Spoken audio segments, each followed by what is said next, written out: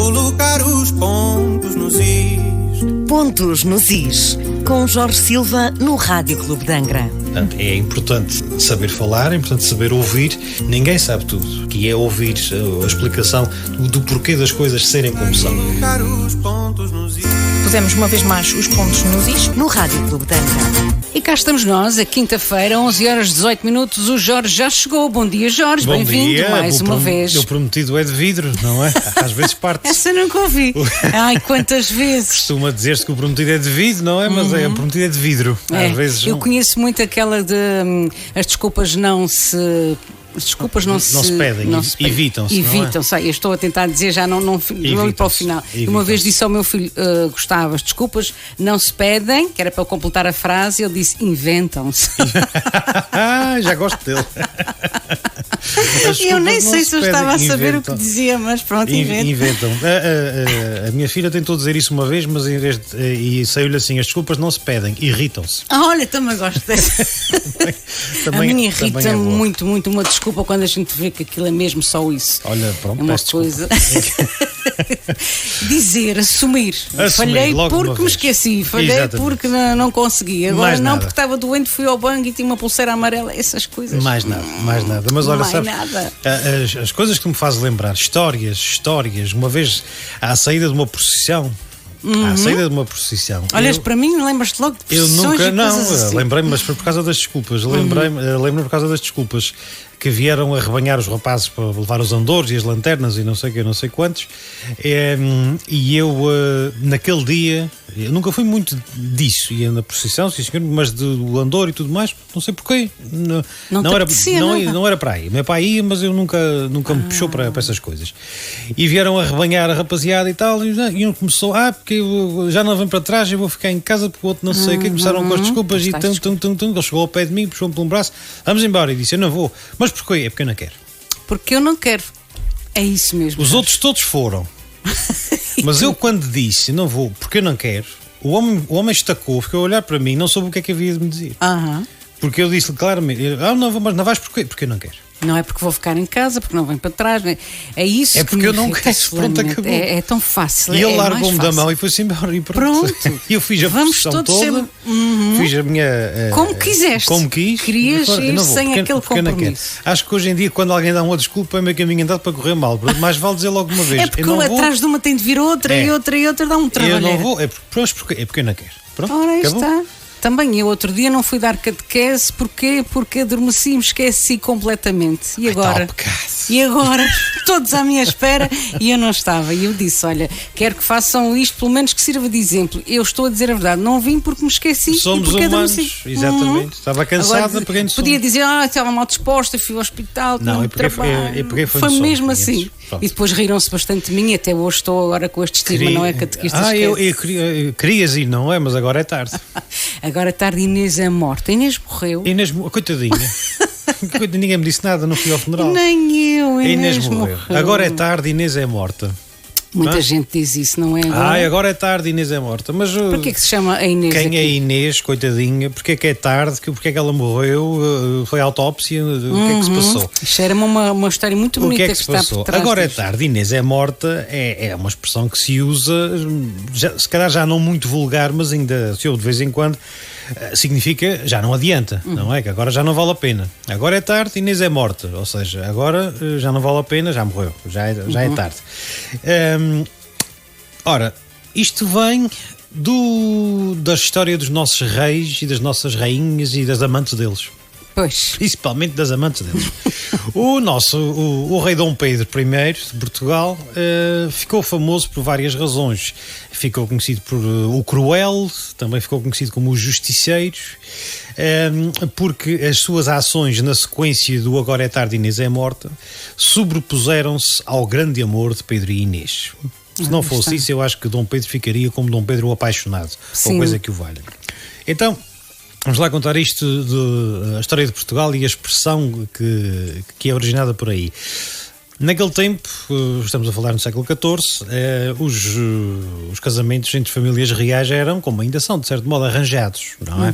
Claro. Dom Pedro, filho do rei Dom Afonso IV, o tal que expulsou os mouros do Algarve, e por causa disso passou a chamar-se Rei de Portugal e dos Algarves, mas isso agora não interessa.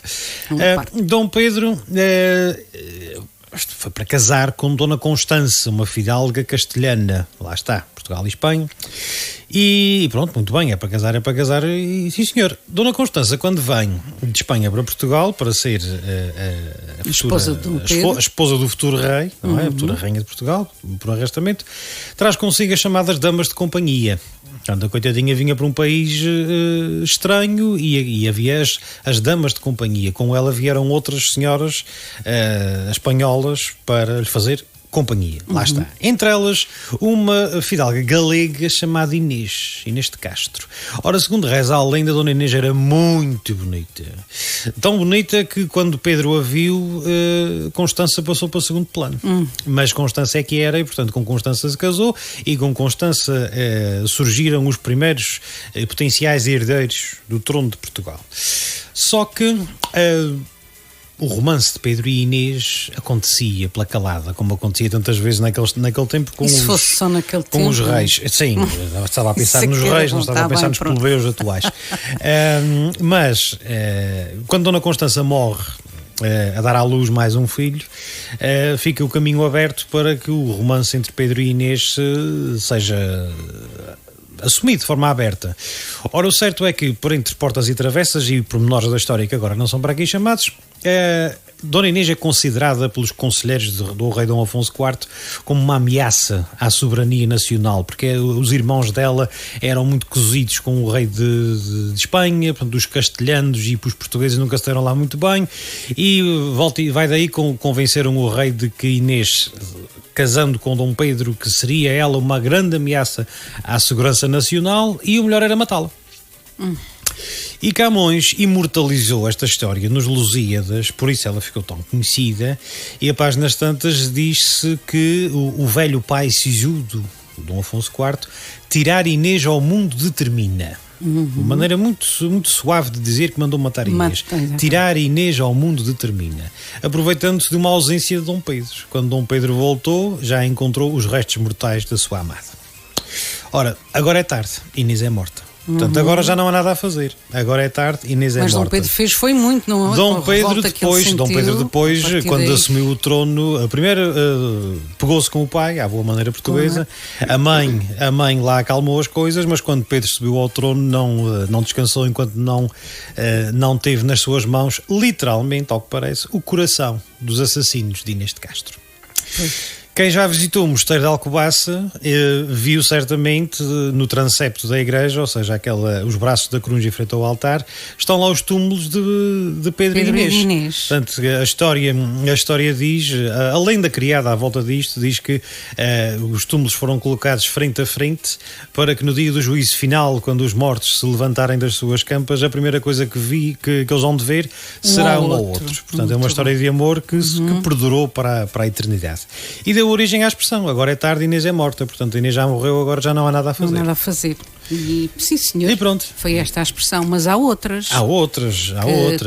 Também já ouvi, não sei se ainda é muito corrente, mas esta que é do advogado do diabo. Eu agora não estou aqui a fazer advogado do diabo. Agora não estou aqui a fazer o papel do advogado do diabo, não é? O advogado do diabo. Quem é este advogado, então? A origem desta expressão é católica. Pois, mete inimigo. Mete diabo, portanto é católico, não tem nada que saber. Portanto, o advocatus diaboli, em latim, o advocatus diaboli, literalmente o advogado do diabo, opunha-se ao advocato dei, o advogado de Deus. Ok. Ora, o que é isto então? E aqueles macaquinhos que se põem no ombro, não é? Há um anjinho no lado do ombro direito. É a consciência boa e a consciência má.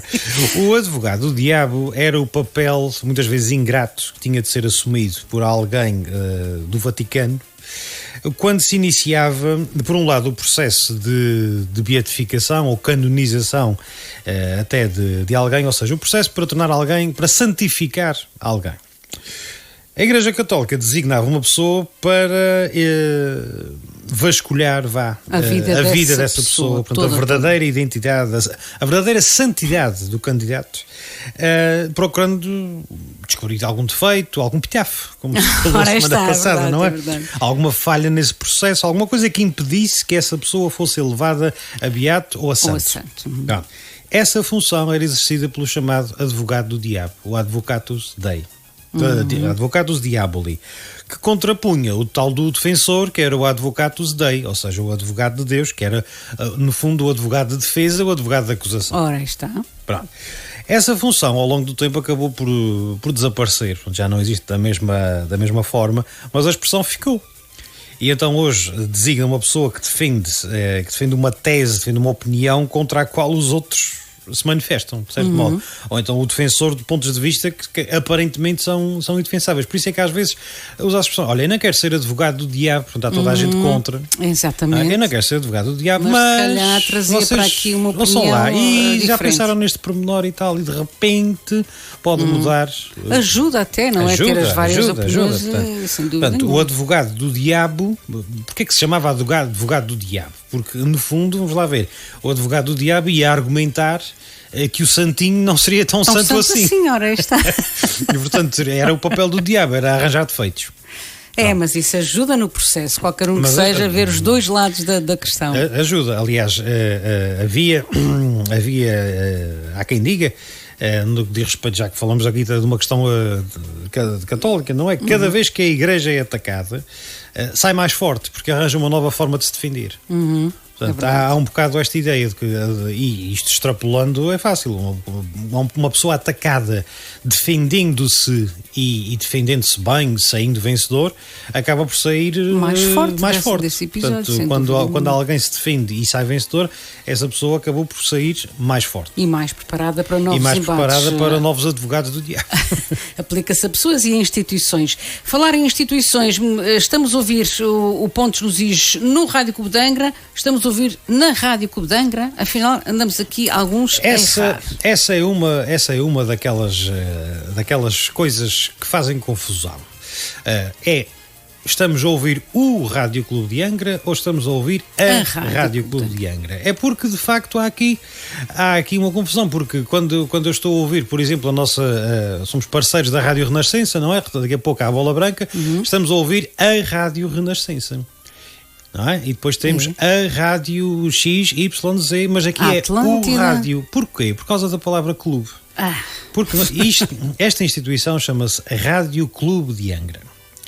E eu próprio, aliás, temos aqui atrás e tem o D cartaz. também, há quem escreva só com a letra D e depois um símbolozinho para ligar ao Angra. Rádio Clube de Angra. Isso aí já decorre da fonética, da forma como nós falamos, e não vem mal nenhum ao mundo. O nome oficial é Rádio Clube de Angra. Isso certo.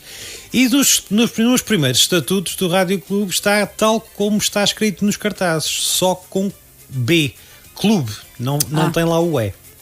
Eu ainda aqui há dias dizia ao nosso Pedro Ferreira que me fazia um bocado de espécie ver a falta do E, mas a verdade é que os estatutos originais e a fundação, naquele tempo, nos anos 40, clube era uma palavra que é uma palavra derivada do inglês. Lá está. E escrevia-se sem o E. Na fundação, na origem do Rádio Clube, de facto é clube em inglês, sem o E no final da palavra clube.